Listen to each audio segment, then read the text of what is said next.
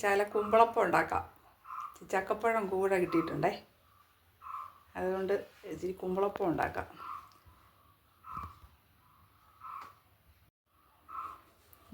ചക്കപ്പഴം, അരിപ്പൊടി, ശർക്കര, ഒരു ജീരകം, ശകലം ഏലക്കായും കൂടെ പൊടിച്ചത്, തേങ്ങ, ഇത്രയും സാധനമുണ്ട്.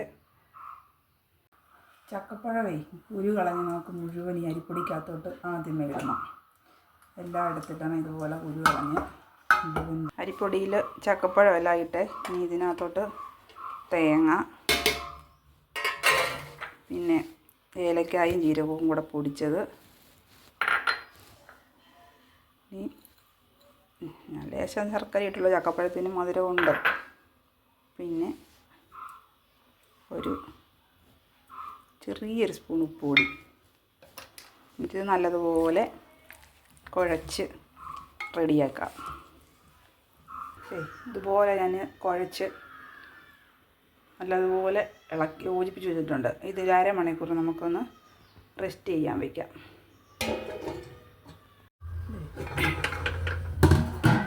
ഏകദേശം അരമണിക്കൂറിന് ശേഷം ഇതുപോലെ കുമ്പളല എടുത്ത് മാവ് നല്ല സോഫ്റ്റായിട്ടുണ്ടേ. സോഫ്റ്റായ മാവാണ്.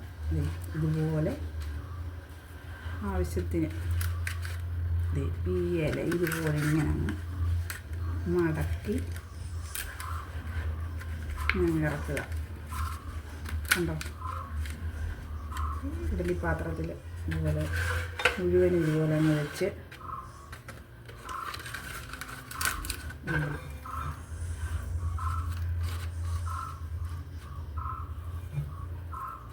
കുറേശ്ശെ വെച്ചാൽ മതി.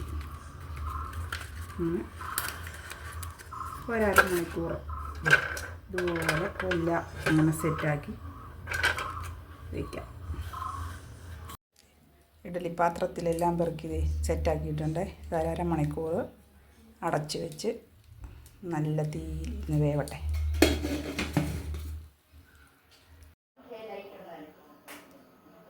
കുമ്പളപ്പം റെഡി.